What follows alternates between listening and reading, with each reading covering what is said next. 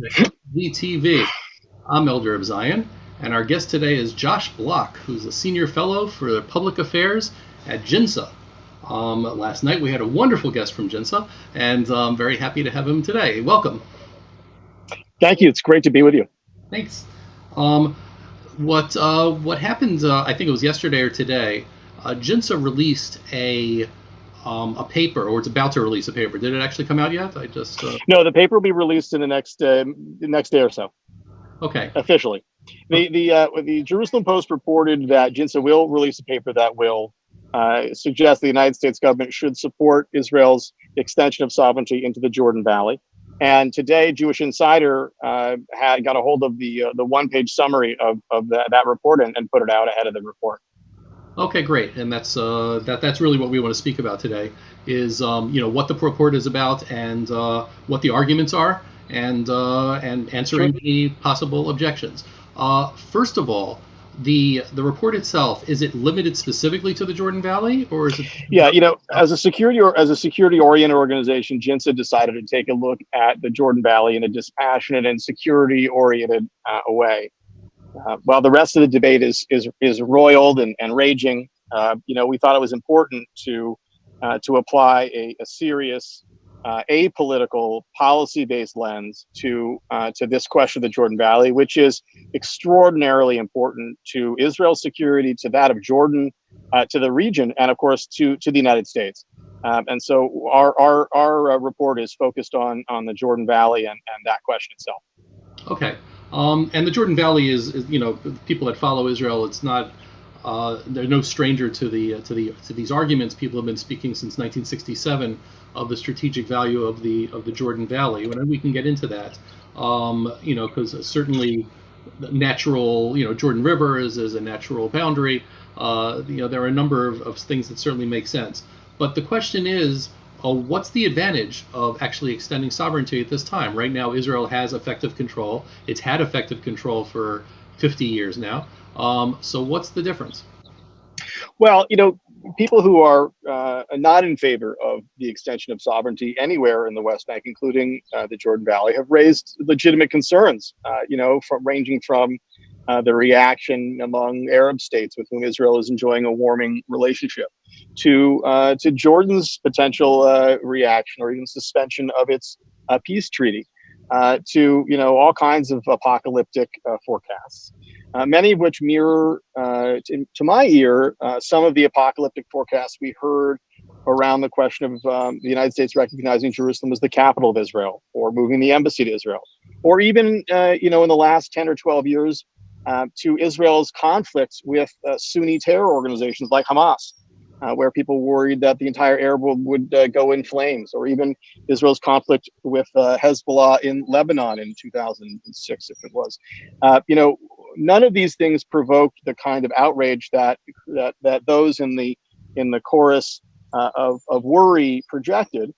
And I think many of the concerns that folks are expressing about the extension of sovereignty in the Jordan Valley are legitimate concerns. They just aren't long-lasting or the kind of impacts that would prevent the value of Israel's establishing its permanent sovereignty over the Jordan Valley, enhancing its security, the security of Jordan, of the region of the United States.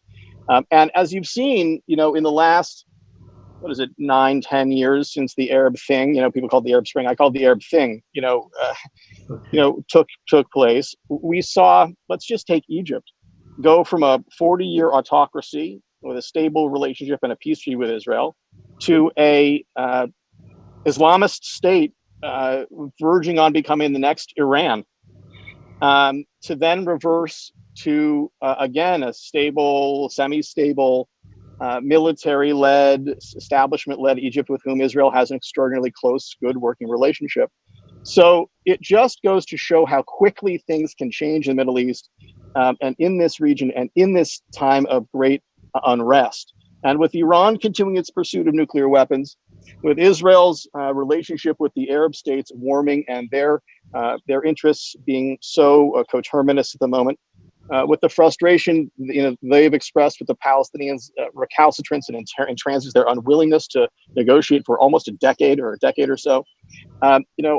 The fact that as these trends have accelerated, as the region has become more dangerous, and the United States has pulled back from the region, Israel has filled that void. And I think as we see now, it's incredibly important for Israel to secure that border, that area, not just for itself, but for Jordan and for the region.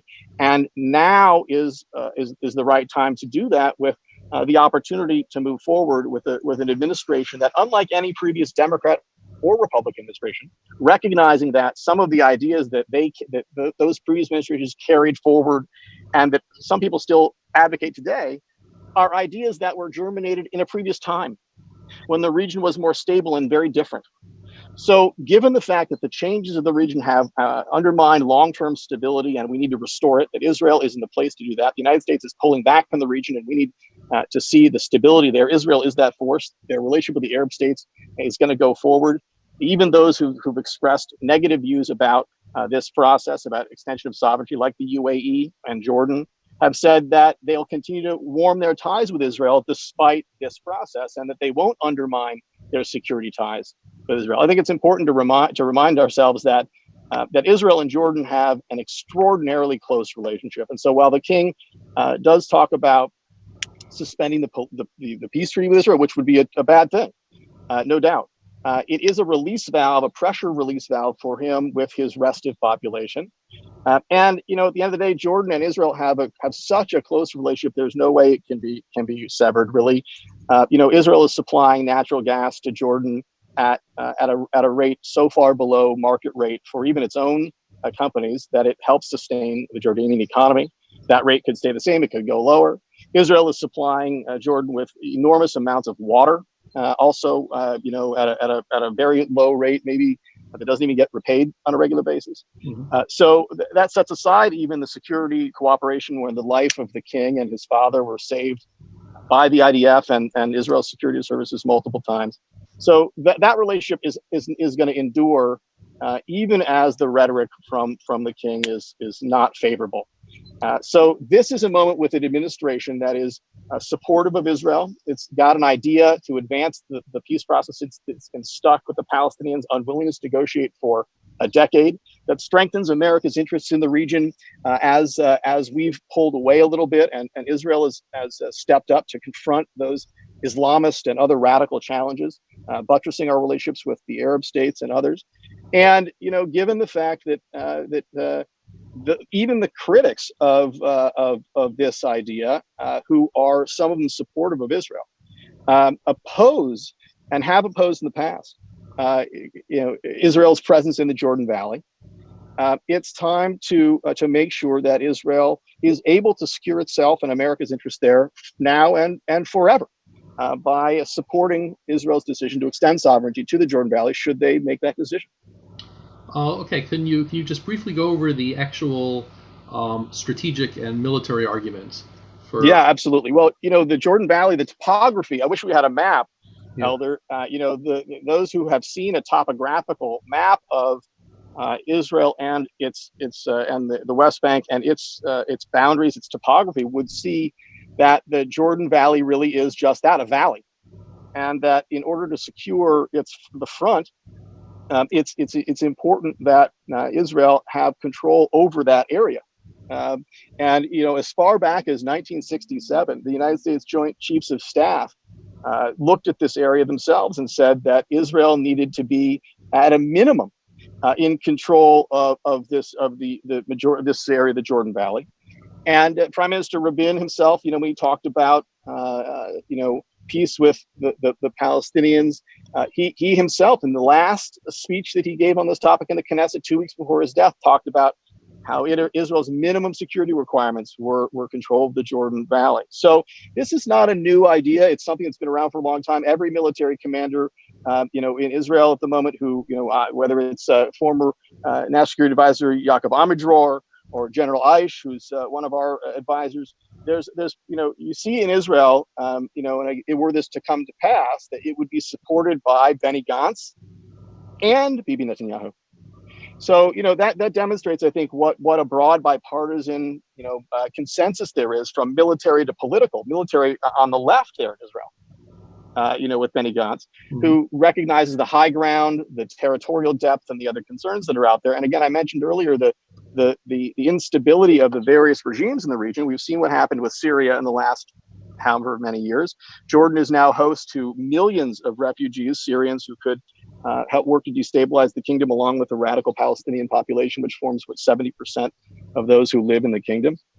Iraq, we just saw what happened there. ISIS and other things that destabilize Iraq. There are a lot of uncertainties when it comes to the Middle East, and I think what Israel, the United States, Jordan, who, by the way, no one wants to see a potentially radicalized or a radicalized Palestinian state on the border with Jordan, less than the King of Jordan.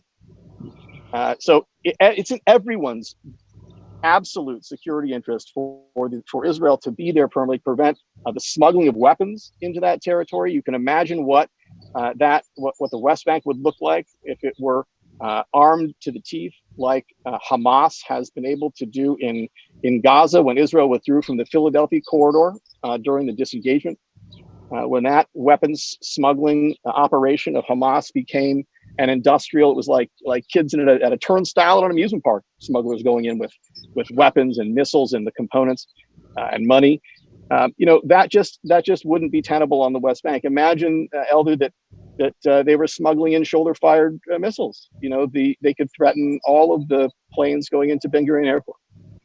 This is not esoteric stuff in the West Bank, and the Jordan Valley represents, the only way for Israel, the United States, Jordan, the region to be sure that area is secure. Now, other suggestions have been made in the past.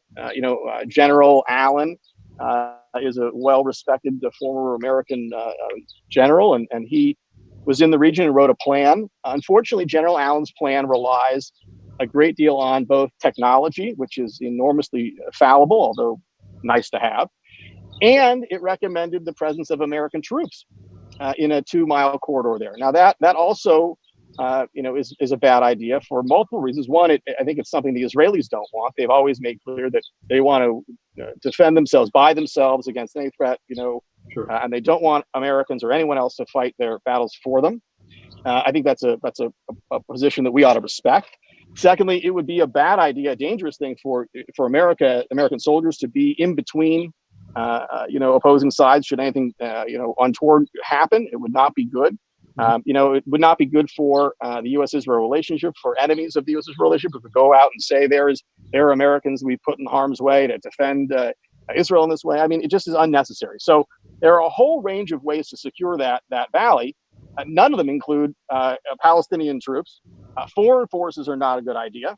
And so Israeli forces who are reliable, who are respected, who are capable, I think are the answer there for the security needs of Israel, Jordan, America, and the region.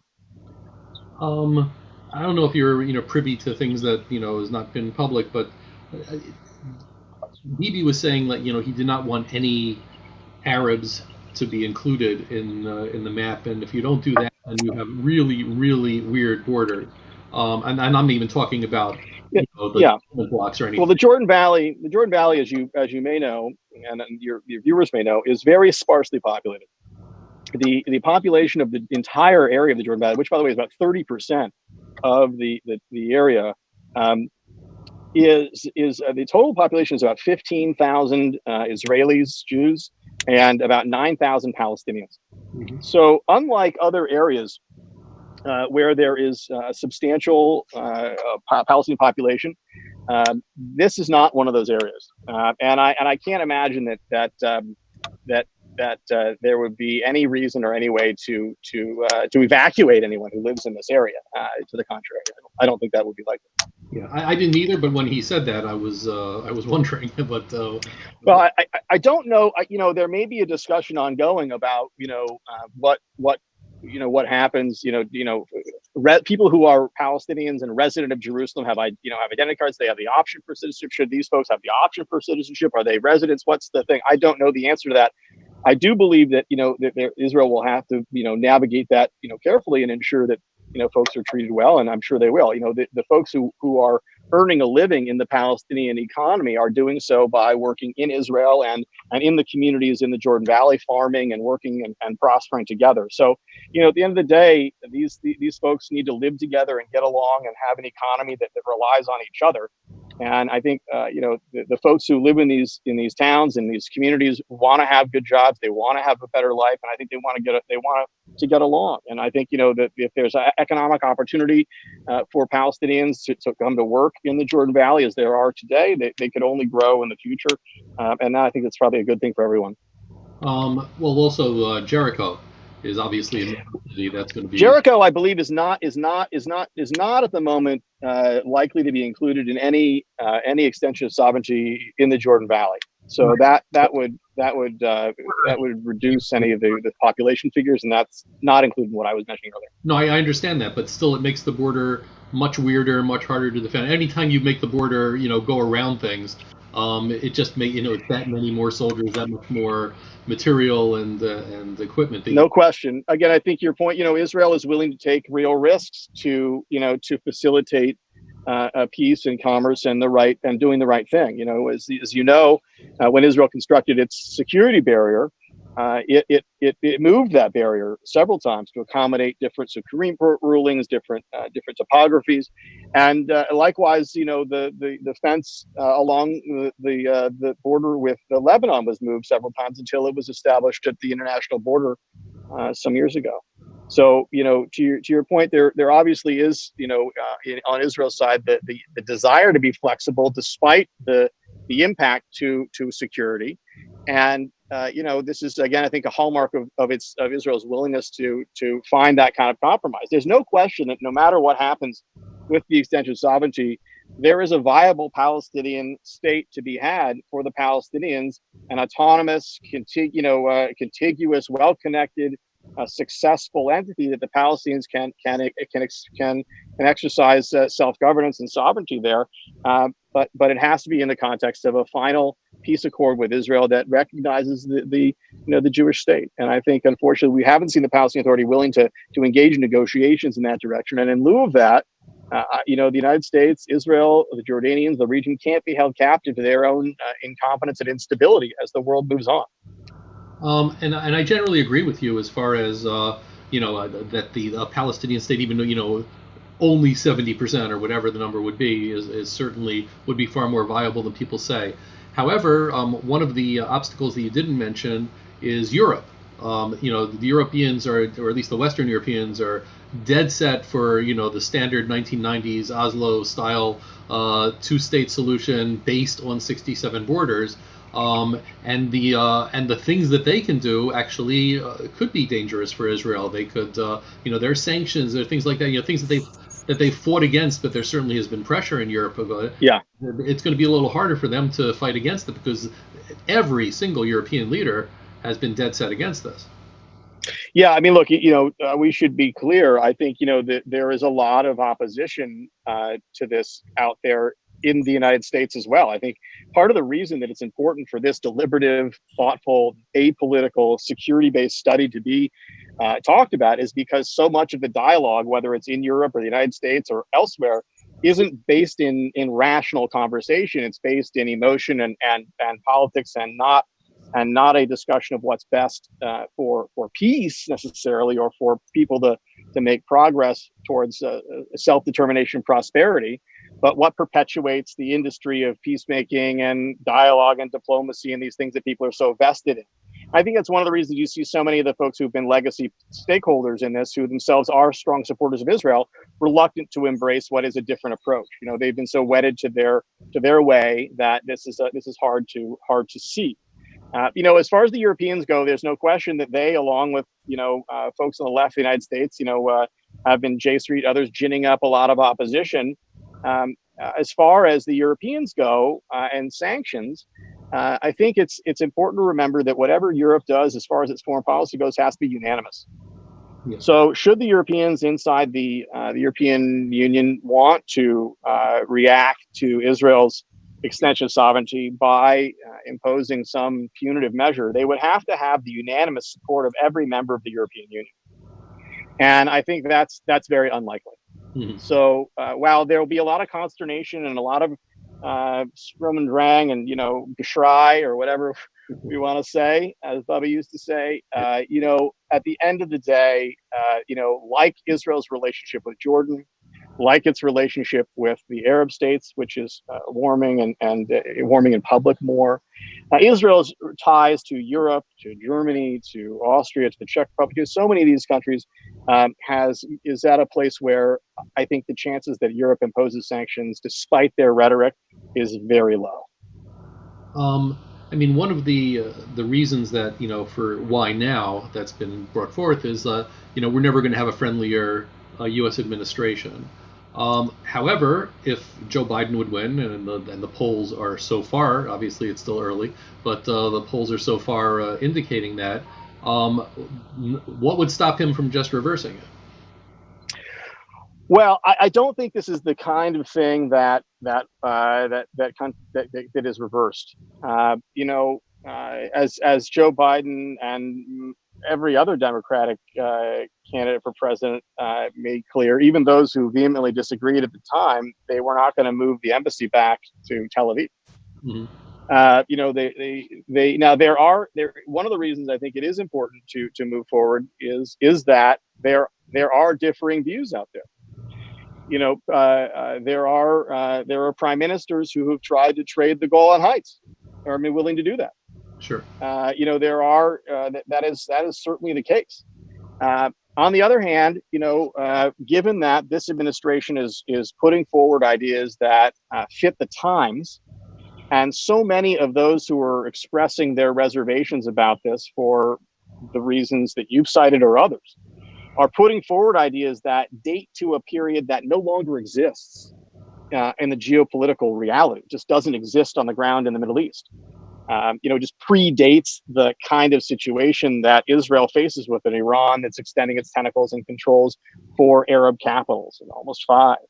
With the instability in Syria, with the changes in Egypt, with Jordan, with Saudi Arabia, just so many things taking place that it's as if those who are speaking against it are in a time warp and unwilling to kind of come to grips with the changes in the world that lead us to where we are. And certainly I agree with a lot of that. It's people do still, I mean, they are, as like I said before, they're stuck in the 90s, they're stuck in Oslo, they're stuck with this idea of the 67 borders, and the Trump plan was not given a fair shake. It is not, it is far more realistic than anything that we've seen before. Well, Elder, one of the problems is simply Trump derangement syndrome, and I say this as a liberal Democrat. I think when it becomes impossible for people to separate policy from presidency, you run into trouble. Particularly for those of us in the Jewish community who need a good relationship with whomever is in power. Anti-Semitism is bad whether it's a Democrat or Republican in the White House. And that's the Jews in the United States have been the #1 target of anti-Semitism since the FBI started keeping statistics, 40 years ago, by a factor of 5 to 1. So you know what I mean. So the idea that the Jewish community needs to have a bipartisan relationship and work with whomever is in power is not a new one. And when you have a breakdown in the ability to do that, to think clearly and rationally about what is good for the United States and good for Israel and good for the people of Israel, without separating it from the politics. The problem, the Jerusalem embassy is a good example. This is an issue that is 70%, 80% idea when you ask American Jews. But when it became something that this White House wanted to do, you had a lot of people expressing concern about it artificially. So I do think that the politics and the political lens does create, a certain friction, and I think we need to get people to look at these issues in a more dispassionate and a more honest way. And the truth is that Joe Biden is a friend of Israel. I mean, we shouldn't forget that. I was the spokesman at AIPAC for a very long time. Joe Biden was at every policy conference, and he likes to think of himself as a friend of Israel. Back to Golda Meir, and I think, Joe Biden is genuinely a pro-Israel voice. He was probably the most pro-Israel figure in the Obama administration. That may be a low bar, Elder, Right. but it is true. And so Tony Blinken and the people around Joe Biden are good people who have a good relationship with people in Israel across the political spectrum. And I think they're a markedly different bunch than the Obama crowd. That being said, who surrounds the next president, who surrounds this president in a second term, no one knows. Yeah. Those are things we can't foretell. But we do know what's in front of us right now, which is the opportunity for Israel to make a decision that could secure it and its neighbors and its regions and America's interest in the region for decades to come. But again, speaking, and still on the topic of American politics, there is one significant difference between things like the Golan annexation, or whatever you want to call it, or the move of the Jerusalem embassy, which is that people who have been the strongest friends of Israel are very vocal against this plan of extending sovereignty, both Jews and non-Jews. But the strongest Democrats in Congress are pretty much against it. So again, I think part of that is related to the politics of the moment and of the administration. And after the election passes, and should Israel go forward with any extension of sovereignty, particularly and some people do see a difference between the Jordan Valley and other areas, and I'll leave that to others to parse. But should Israel go forward and there not be the kind of end of days scenario that people have suggested, I think it'll just be something that people get used to and move on with. And I don't see the kind of danger existing, that these kinds of things are. I think there are problems. If we go back in history, we would recall that President Reagan wasn't so publicly thrilled when Israel bombed Iraq. Sure, yeah.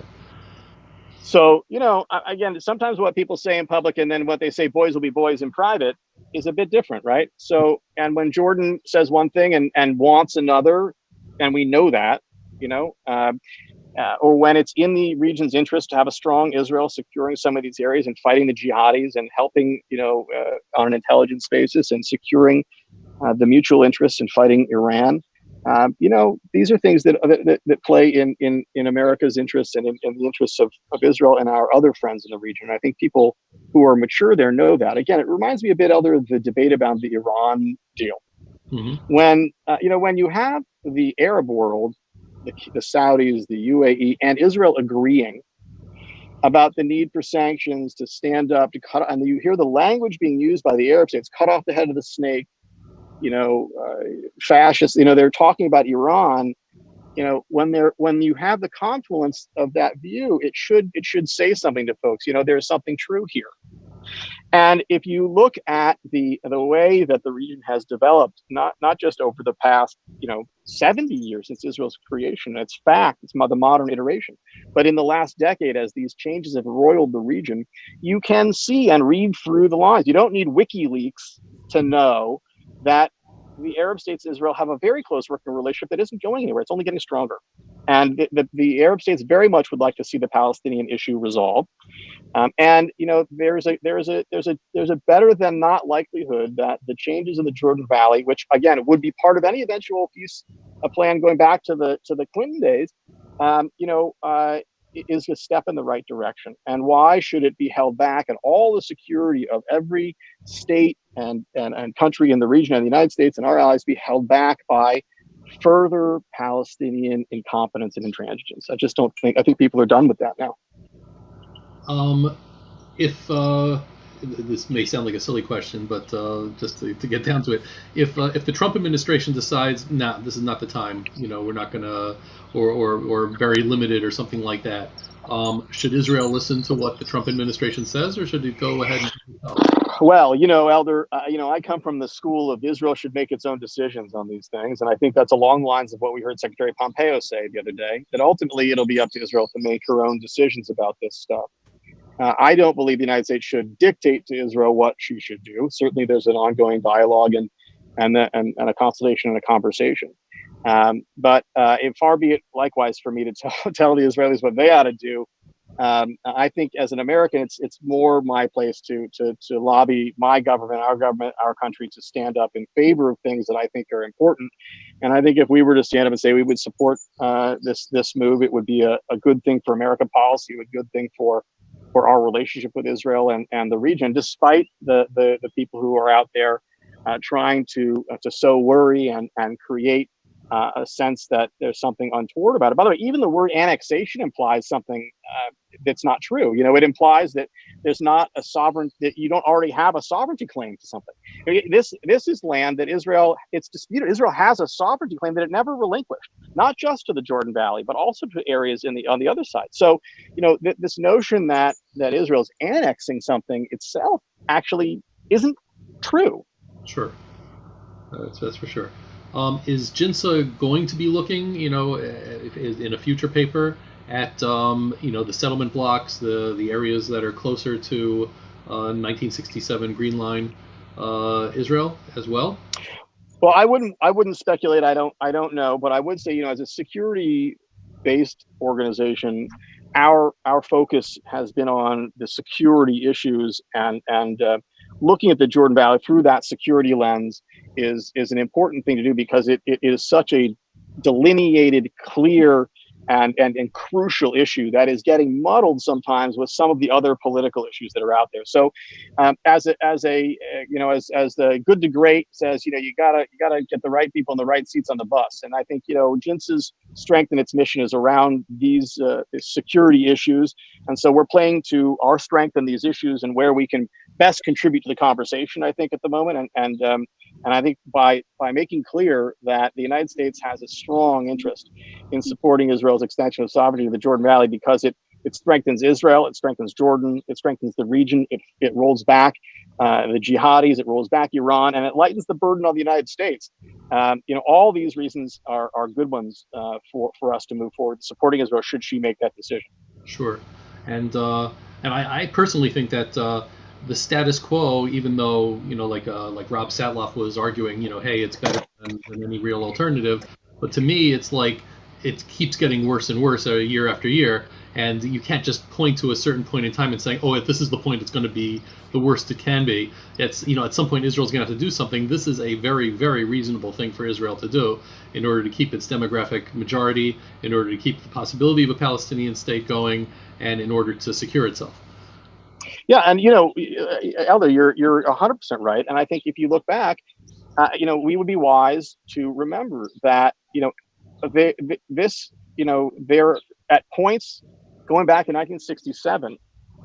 American military leaders have said Israel needs this area to be secure. Mm-hmm. That hasn't changed. The enemy has better technology. The topography is meaningful. The speed with which enemies can approach has changed. The speed with which regimes can fall and switch and things can happen is faster than ever. There was no Twitter, in 1997 or 8 or 9 or 1 or whatever. These are new things, and so the world has changed, and I think people need to adapt to that change. These kinds of proposals have the opportunity to advance Israel's security and ours in a way that is a little bit different than the past. And again, we should remember that there's no guarantee that those who have proposed things and are still proposing them, even though they're out of sync with time, won't come back around with them in the next administration, Democrat or Republican. Yep, that's for sure. Well, so to your point, the status quo, what status quo? Yeah. Status of the moment. I mean, who knows? So, when could if next week the king of Jordan is toppled, is it the status quo? It's it's a very good point. Again, thank you very much for coming, Josh Block, Senior Fellow of Public Affairs at JINSA. Everybody should check out the JINSA website. There's a lot of good stuff that's going on over there, a lot of good activities. And again, thank you very much.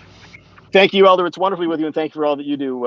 It's a pleasure to join you, and I'm a big fan. So nice to be here. I appreciate it. Thanks a lot. Okay, for now, I am Elder of Zion, and good night.